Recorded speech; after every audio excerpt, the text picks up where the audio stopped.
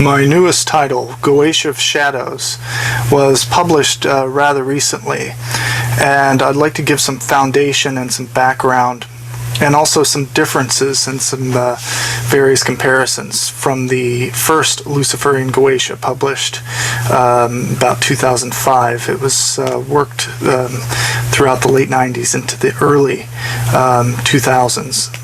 The Goetia of Shadows is a obvious continuation at random times from the period of like 2005 until 2009, 2010, but added in with a lot of research and some background. There's many different Goetias, Keys of Solomon, that have recently been published in the past few years that are excellent in shedding some light on the foundations where these things came from to make what we now know as the Goetia.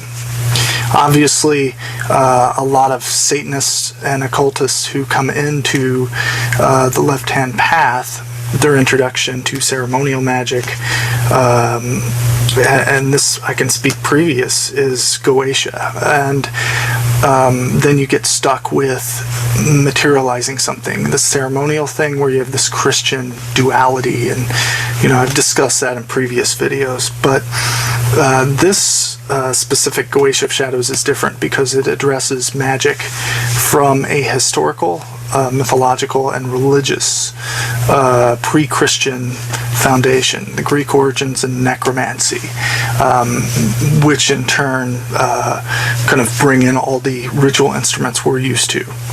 Today, those were all used in necromancy, communicating with spirits of the dead, shades of the dead, offering libations or drinks, liquids poured out in honor and respect for the possibility of that spiritual communion. All of those things, feeding the spirit's blood, nourishing them, is something used in some of the darker areas of Goetia or Goetic sorcery to materialize a spirit. I can tell you today that you would benefit, especially if you're a Luciferian or someone new to the left-hand path ideology, to take Goetia of Shadows, start at the beginning, and slowly tear down the previous belief systems that you were brought up in. More than likely, they were not left-hand path, because then you're going to find out that Luciferianism and the reason that it is expanding in the way that it is, and really setting a new example, is that it's neither good or evil. No Luciferian that I've known in previous years or in my early workings believes in a Judaic God or Yahweh or Christ or the devil. Don't exist, because you have to start in the beginnings of religion. And if you study these, I've tried to lay some groundwork for people with Mask and Mahol and different things like this.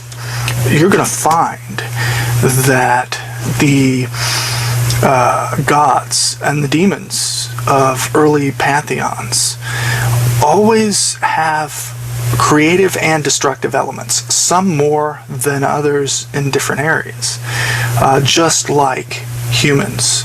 So we have to understand, and that's why I call them deific masks. They're gods, or specific examples of energy that you put on and make a part of yourself. Those energies, representing a different aspect of the subconscious, will take form. And by thinking about them with sigils and so forth, those spirits find a manifestation based on your will and desire. Start with the foundation of ritual work. It's to ensorcel, encircle, and bring forth your desire into flesh. And that desire always takes the form of a spirit, which you will not physically see. If you go through the effort of materializing something with smoke or whatever that is, you're wasting more energy than it's worth to say, oh wow, look at my my cool trick. Where it counts at the end of the day is what result have you obtained? What have you gotten from this working? Why did you perform it? If people contact me and say, hey, I want to summon demons, can you help me? And if you ask them why, and they say, I just want to experience it, well, I can't help people like that, because you have to have a purpose for everything you do. If you're looking for some religious experience, the dark side kind of match of what you were brought up in, that kind of exaltation, you're not going to find it unless you go within. You have to begin within. And I'm not telling you don't believe, don't be atheistic or theistic. I'm not telling you that at all. I'm not trying to shape your worldview. I'm trying to get every single left-hand path practitioner, even new Luciferians, to start within first. And I mean that in a way that you make yourself the temple. Try these workings in my grimoires. Keep a record, a basic record, and then go back and see about how your results turn out. You'll find it's quite a interesting experience. The one thing with the Goetia of Shadows, it's kind of the evolved, grown-up, remanifested Luciferian Goetia. There's additions to the spirit descriptions based on workings I've done, research, but also different ways of working with them in a pragmatic, reasonable way in today's world. There's no bullshit. There's no secret black brotherhood, etc., etc. This is real sorcery, real magic based on the foundation of different pantheons and sorcery and antiquity, all the way up to the Middle Ages. What we took out of the Goetia is Yahweh, Christ, all of those Christian concepts, and we replaced it with the darkness being your foundation, your fuel, your therionic or beast-like desire within that you raise up in yourself. The first few sections of the Goetia of Shadows provide definitions of Luciferian magic and what deific mass gods, different examples of how these evolved into the demons and Lucifer-type deific mass that we know today. The cover is very important, and the image of Lucifer in that the artist Adam Iniquity did a fantastic job of working with me towards fleshing out a semi-anthropomorphic image of the deific mask of Lucifer, which I'm going to go into in just a moment. But when you get this Goetia, no matter if you get the color or you get the soft cover black and white, start in the beginning. Read it and apply it to yourself. Then you'll be ready for the next step. As you get your copies of Goetia of Shadows, one of the first areas of interest beyond the historical foundation I discuss is a very often overlooked area in sorcery and magic. You'll find this specific means of expression to be the foundation of all religious workings, all religious practice, and magical witchcraft, sorcery, necromancy. All of that is founded on the way, or what could be called the word. Speech, sound, vibration are very, very important in all magical workings that you do, even if they're done solitary in a meditational aspect. In the Goetia of Shadows, one specific section early on is called Words of Power. As I've mentioned, the use of sound, sound vibration in incantation, invocation, evocation, also meditation is very important, because these vibrations will activate areas in your mind to enter what people call gnosis. Gnosis is the state of perpetual communion with your Daemon, and also the spirit world around you, if you perceive that or not. If you're an atheist, you don't believe in that, have no experiences with that, well, it activates chemicals in your brain which work well towards your specific symbolic ideal. Okay, so it doesn't matter what view you come from, as long as you can actually do the working.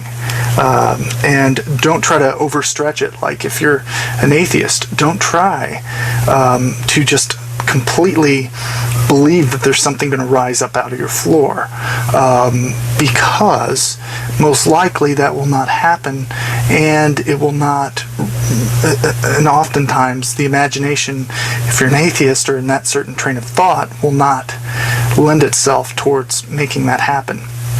Now, if you're doing workings and you have occurrences like knocks on walls, things that happen and no one's there, things fall over, you feel cold wind like over you, gives you goosebumps or something like that, well, that's different. And that might begin to change your perception, but some people think that the will alone will cause those things to happen. So, voces magicae, or magical voice, or words used in, like, shadow tongue, for instance. If you go to Luciferian witchcraft, my kind of breakthrough, the siege which broke the wall, if you will, for me, once I had communion with Azal Lucel, my Damon, was the Utuk Dino. And I'm actually working on several things with the Utuk Dino for the future. It's an ongoing passion. However, when I developed Shadow Tongue from different steotas, or kind of like symbolic vibratory words, I created such an effect in myself that it opened gateways to kind of deeper knowledge in how things correlate in the practice of magic, how this specific working will have an effect down the road on these several things, and it's like a domino effect. So I can tell you that was my first experience. However, when it comes to throwing yourself into Invocation, Aleister Crowley was perfect in describing that you lose yourself and thrill yourself and lose your mind in Invocation, and you become highly enthused. And Anton Szandor LaVey also said, when you enter the ritual chamber, then you use your imagination. You believe in that fantasy to be a specific reality, as if you are coexisting with the forces that you're calling, because they're a part of you. That belief, not blind faith, but that belief will create and activate that aspect in your subconscious to have results. Voices Magicae, or what I call Shadow Tongue, has origins all the way back to Mesopotamia, as you'll see in Mascom Hole, and ancient Egypt, all the way to early Christianity, when they were in the Greco-Egyptian Coptic spells. Very important in all of the workings you'll do from Goetia onward. The next area I'm going to refer to is the rather newly published ritual working entitled a Greco-Egyptian Invocation for Knowledge of the Personal Daemon, called Akphalos. And it's not necessarily adapted from the Bornless one. Early workings I did around the structure were, however, I got the source material. Crowley's Bornless One ritual is legendary and very effective because I utilized it and adapted from it. Early Damon or Holy Guardian Angel workings of the True Will to develop that in the 90s very successfully. This working will be a very powerful one in that you're embracing the Greco-Egyptian and the early it's still not fully Christian engulfed ritual magic process. And all of the different names have specific meaning and purpose within Luciferianism. Even the god of the son of light is actually Luciferian, a creator and a destroyer, much like the symbol of Alexander the Great, a great conqueror, created much, lover of beauty, but also a complete destroyer if something got in his way. But going onward, we're exploring serpent symbolism that's going into like Mascom Hole work through, meaning fertility, darkness, the underworld, immortality of the psyche, etc. This rite is very important when you're beginning a Goetic working, communing with a specific sigil spirit for a purpose, in that it's going to align your true will with what you instinctually know you should have to do to attain in this working. I suggest, if you do not like the Coptic or the Greco-Egyptian period, and that kind of chaos magic blend of different cultures into one at that point, to use something that works for you. Mascom Hole, if you have the hardcover, the Nergal, Usum Gal edition, there's a working to called the personal god, or Damon, as well. Obtaining Malamu, or the divine radiance.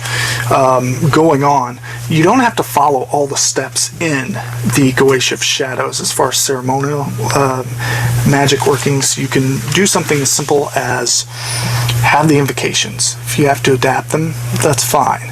I have the Sigil of Belial, which I've used for years. If you have to scan it, copy it, put it on a piece of paper, parchment, draw it, do so.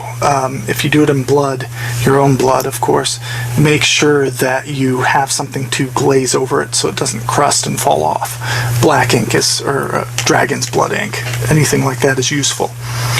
If you're lucky enough to have a talisman of the spirit you're going to work with, then what you do is spend a lot of time vibrating the invocations to the spirit and thinking about what it looks like. Use the images in the book and allow your thumb, your fingers to move over the sigil if it's raised, and you can actually feel them kind of like braille or something, and you're going to imprint in your subconscious meaning with the spirit, so it's going to relate to something. After you do the invocation, the intent, all of those things, then you're going to kind of end the rite, meditate quietly.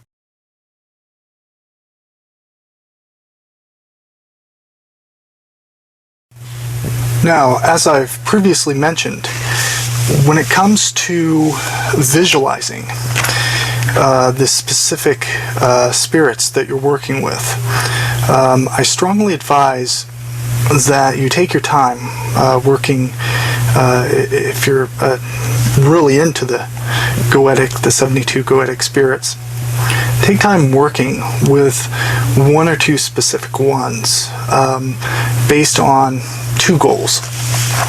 And the first goal should be something based around theurgy, or what I call Luciferian magic. Creating change within, strengthening the self, testing your will, making yourself in many ways evolve mentally, and how you approach magic, how you obtain results. So there should be a Luciferian magic or higher purpose based on the will and the Daemon. When you first get in communion with your Daemon, you're not going to have some blinding light pop up in front of you, an angel sit on your shoulder, or something emerge out of the floor and point its finger at you. You're going to know based on your instincts. And why that may sound vague, it's subjective. But you're going to know based on your instincts, and then what you do with the knowledge that you have from those instincts. You apply knowledge towards whatever it is you're driven to. And then that knowledge is going to become interacted with the world around you. You're going to obtain wisdom from that. And that's going to be kind of a power, kind of a wheel that starts rolling. And before you know it, you have this great force behind you. So your Daemon is going to be paramount with your Goetic workings. Don't adopt your Daemon as a specific, complete Goetic spirit, or perhaps even another, because it's not that. You don't want to limit your true will, your Daemon, because it is your potential and what you visualize your great obtainment to be. It's kind of like you as a god or goddess, where you don't care about the petty bullshit of your day-to-day life, or your friends, or who's screwing who, or who's doing what, or work and family and all that. The Daemon is the drive. It's the immortal psyche, the aspect of the fiery Musamgalu, or dragon, or angel, if you want to use Christian terms. It's your force, your very illuminated serpent force, the Luciferian spirit. So that's not going to be to that extent. You're going to then take that knowledge of the Daemon and apply it towards your will. The second type of working in Goetia of Shadows, do something for nearby instant gratification. What I mean is, if it's something like obtain a better job, you're going to take, like, let's use Belial, for example. If you have a project you have to get done, very tough project, or some obstacle in your work, Belial is the Lord of the Earth, bestowing senatorships, etc. That relates to power that you accumulate. And that's using the laws of Belial in the Bible, the adversary. Apply them, see the results. That's where the sigil comes in. You can eventually apply this structure that I have in Goetia of Shadows, and the color structure based on the planets and the astrological and elemental concepts of the 72 that Adam Iniquity painted, and take it to any different type of magic.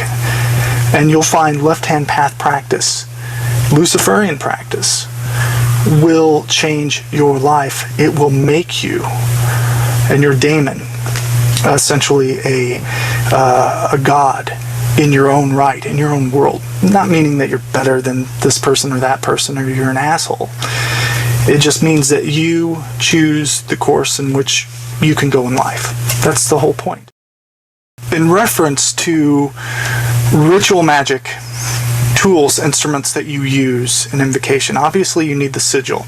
I've explained what type of substance you use for the sigil, be it parchment, previously pewter designed Goetic sigil, if you can find one, whatever that is, your own carving.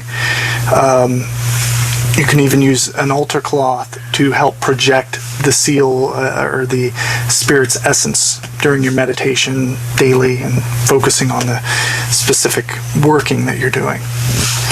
The other thing you're going to need is some type of wand. Now, wands have their foundation in early Mesopotamian, Sumerian, Assyrian, Babylonian ritual practice.